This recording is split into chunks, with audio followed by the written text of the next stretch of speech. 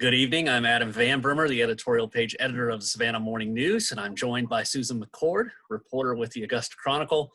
We are coming to you to give you a little bit of a U.S. Senate runoff election roundup. It's 8:18 p.m. as we speak, so the polls have been closed in most precincts around the state for about an hour and 18 minutes. Other places had some extended time, including here at Savannah, to get some votes done.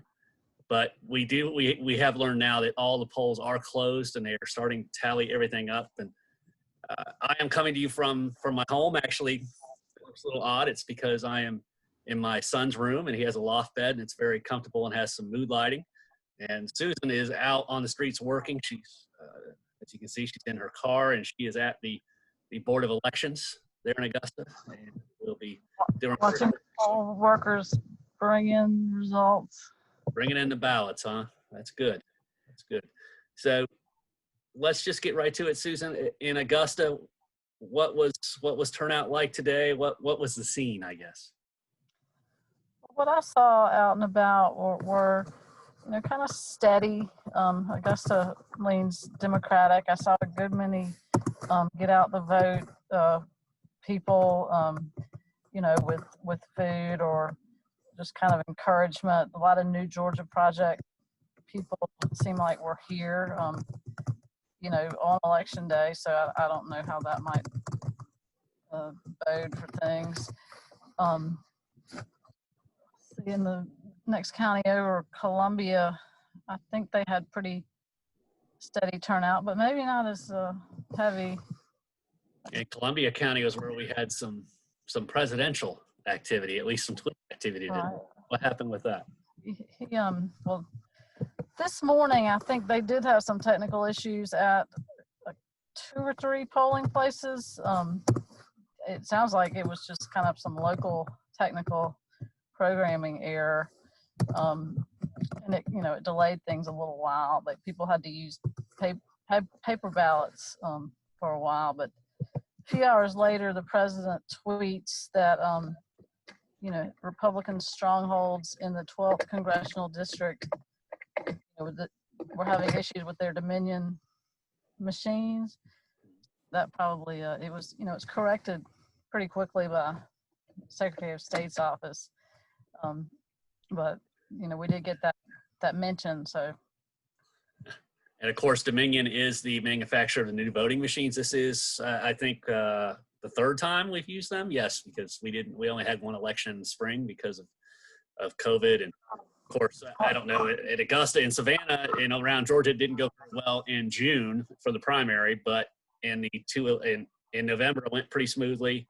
Today here, there were some problems. That's why we had the polls that were open a little bit later, because they had some power failures or some computer failures. And obviously you're saying some things happened in Columbia, and of course Dominion voting machines is part of this narrative that is being driven by the president in terms of why maybe the election was stolen from him. And so that's kind of the background on that. I assume that he's going to try and seize on just about anything that involves the voting machines. But to your knowledge, though, all the issues with the machines were resolved pretty quickly. The people that were there to vote were able to vote with paper ballots, which the way these machines are set up, right, is the machines themselves print a paper ballot that you then cast through a machine. So if you're filling it out with pencil or whether it's coming out of the machine, you're still casting it the same way.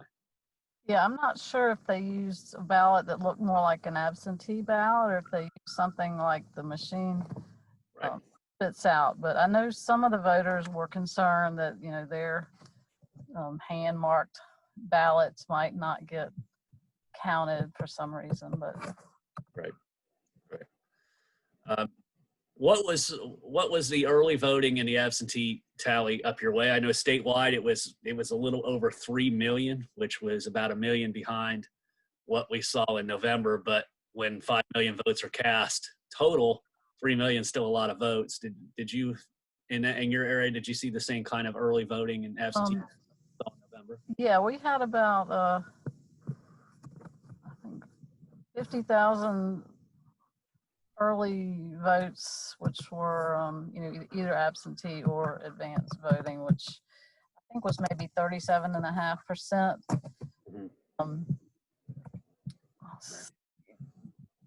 today the elections director here was saying that turnout looked like it could be about 80% of what it was in November. So what would that be? And it sounds like you saw a steady stream there. I know here the lines were short in November, and the lines were equally short today. I think I was in and out in under 5 minutes.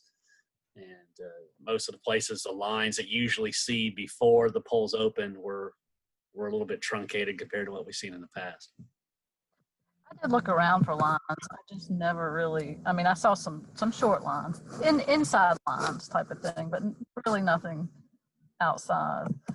I saw plenty of long lines for early voting. I go by the early voting precinct taking my kids to practice. So 3 or 4 times a day I was going by, and there was always a line out the door for early voting, just the same as there was in November. So what do we, right now as we speak, the Secretary of State's office says that they've counted 16% of the vote, and the early returns look good for the Democrats, which of course means absolutely nothing because we don't know where those 1.6 million votes. We don't know the demographics or where they're coming from or any of that matter. But did you, from talking to some folks and being out and about today, did you get a feeling that there was any kind of enthusiasm for one candidate, for the candidates from one party over another? Or was it split? What was your sense? I guess the type of enthusiasm I heard was, from Democrats thinking that the Republicans were in trouble, but that's about the extent of it. Nobody seems to know that they've nailed it. Right. That's about what you'd expect, right? When Joe Biden wins the presidential election, it goes blue for the first time. There's going to be that hangover effect for the Democratic voters coming into the runoff. I've been struck throughout this whole process by the sheer numbers. You and I both covered a lot of elections, and we know that when it comes to runoffs, it's all about turnout usually. And when we talk about that, we talk about how the parties can get their voters that voted in the general, how many of those can they get back out in the turnout really is what decides everything. But I don't think that's to be the case today, right? We see a lot of new voters. We see a lot of enthusiasm. This is almost like another regular general election. Yeah, I think there's really just been a huge amount of work put into getting this turnout the way it is. I mean, it's just like nothing that's ever happened before. I mean, just a lot of skill and a lot of resources and a whole lot of effort. Just trying to get every single person possible in. It's unreal, really. Did you get any sense that whether it was Donald Trump being in the state yesterday or Kamala Harris being in the state on Sunday, of course, Joe Biden was in as well. Did you get a sense that those visits made did they resonate with voters at all? Did you get any sense of that? I would think they might have in the areas where they were, right. Unless you have a TV and, got to see it. Otherwise, I would think it would still just be the kind of the ground game that's going on. Yeah, I thought it was very interesting that you see the president go into a part of the state that really underperformed in terms of turnout for early voting. So he was going into an area that was heavily for his base that hadn't been coming out. He goes in to try to get them to go to the polls late. And of course, here in Savannah, Harris is here on Sunday, and when we look at the early voting there, the early voting in Chatham County was lagging behind the early voting that we saw in November. So I think you're right. It was very targeted and strategic by those candidates and where they came in the state to try to get that late push. And it'll be really interesting to see once the results come in for those areas, if there's any how it compares to what happened in November, to see if maybe that moves the needle one way or the other. You mentioned that where you're at, you're starting to see people bring in the results and ballots. Definitely there's a couple dozen poll workers they're kind of lined up at the building. Are they giving you any kind of indication on when you might see some results? Not really. I think in November it took several hours longer than usual. It usually doesn't take much time here. Of course, we only had three contests, so you would think it would be pretty fast here. Right. I wonder what things could happen to slow it down statewide. I haven't really heard of anything. Mm-hmm. Did you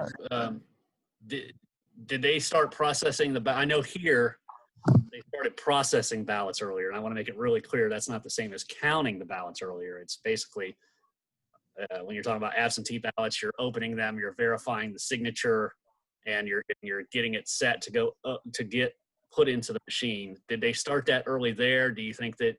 Do you see that as something that might hold up the results if they haven't been on?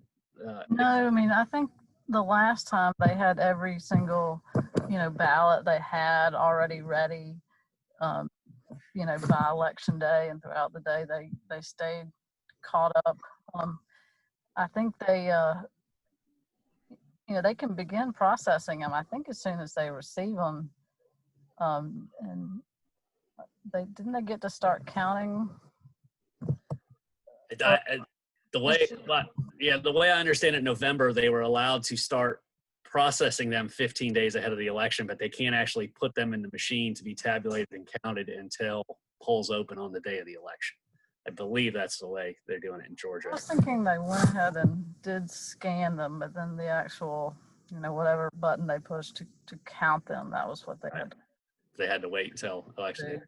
Yeah. Didn't sound like it could be. Would take too long once they were just already scanned in. Let's project ahead when we do get results. Regardless of what they say, there's probably going to be challenges one way or the other. Do you see this being a protracted, as November has been? Do you see this being a protracted election? Well, possibly. I mean, if for some reason we get just a definitive result that